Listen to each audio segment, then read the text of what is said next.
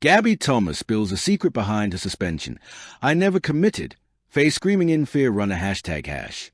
Hello everyone, welcome back to my channel. Before starting the video, please subscribe and keep watching for more details videos. When I graduated from college, I came into this sport so naive.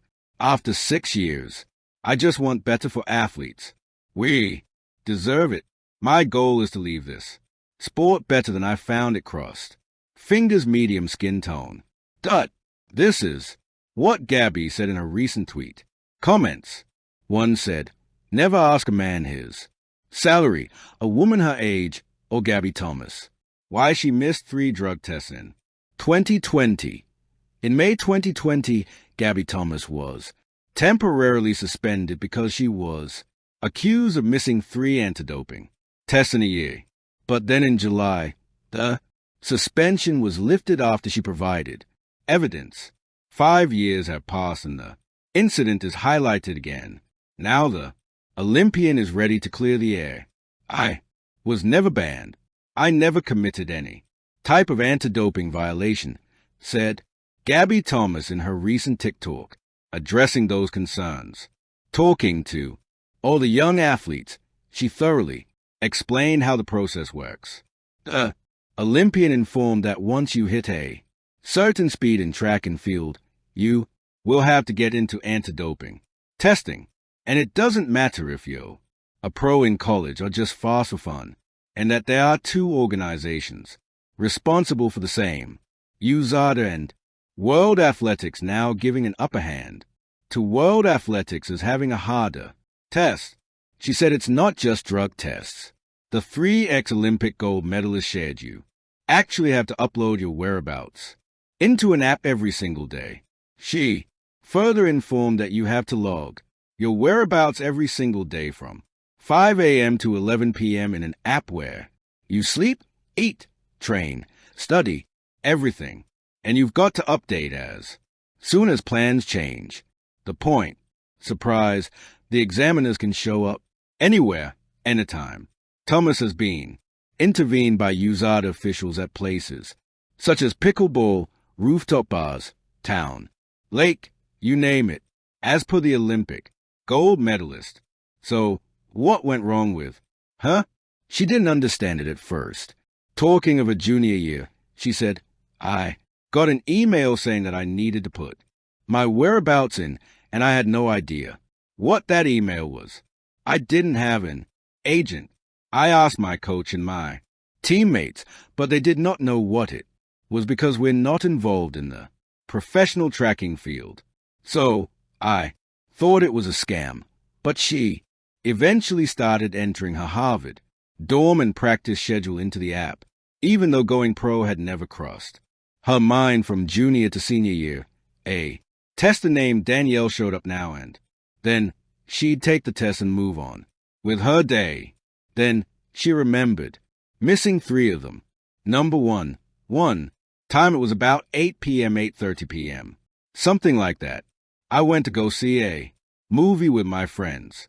Danielle showed up at my Harvard dorm and sat there and then called me and let me know that she was waiting to drug test me. I said, okay, I'm coming, and left the movie theater, went to the Harvard dorm to go take the drug test, and she was gone. Gabby shared the Olympian argued that Danielle told her that she couldn't wait more than 10 minutes for a test, but the rules actually allow testers to wait up to an hour at the designated spot. Gabby Thomas was marked for a missed test, and she did not realize its severity. I just had 1 missed test, and I didn't really care, she said. Number 2, Thomas said, the next time she came to test me, I was staying in my Harvard dorm again, and I went to get food with my friends on campus at this Thai restaurant, and Danielle came to test me. This time, she did not give me a phone call. She just waited at the door. She explained that the tester saw her Instagram story, tagging a Thai restaurant nearby. But instead of going there to test her, she screenshotted it and marked it as a missed test, the U.S. athlete said. So a few weeks later, I get notified that that's My second missed test. I'm thinking, oh, I missed a test. Dang it, I'll get the next one. But I definitely was not. Thinking, oh, they're about to ban me. Number 3, third missed test was I was actually at Yale at my boyfriend's dorm. The tester comes really early in the morning, so I'm asleep, and because it's a dorm, they can't come up. He was downstairs at the first initial door, knocking. Obviously, I can't hear him. Nobody can hear him. So he just calls. It a missed test, and that's it. The track and field athlete said, I'll be tested again later. She thought, why? Didn't she dispute these instances?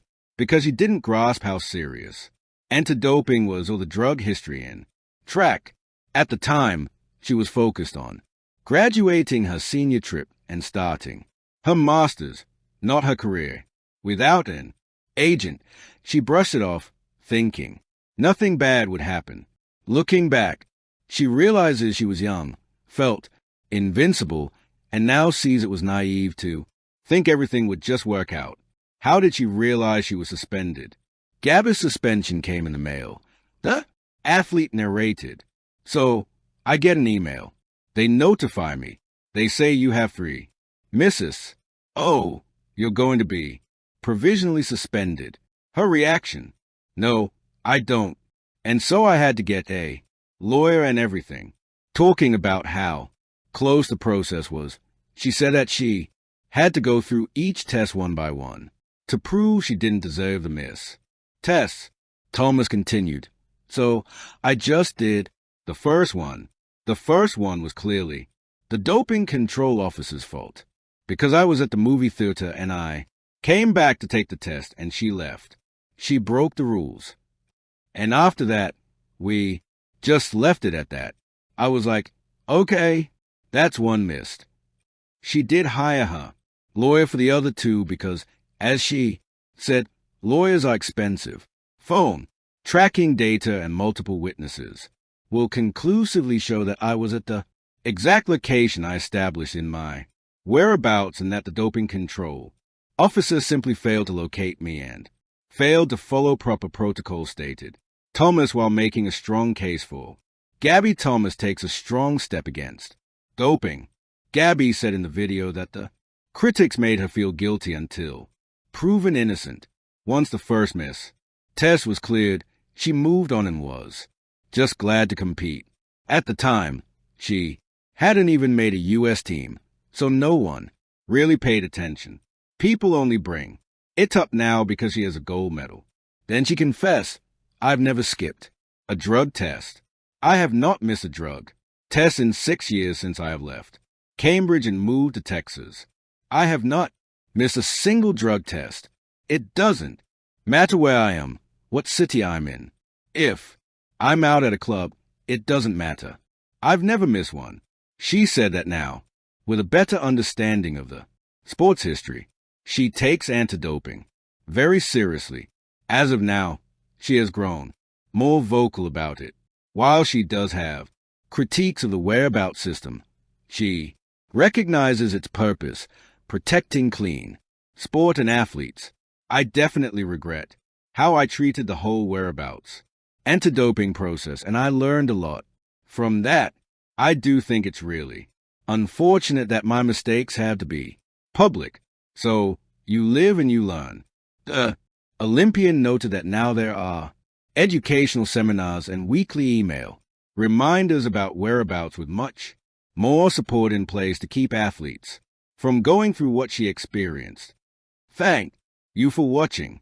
Please don't forget to hit the subscribe button, like, and share. Till next time.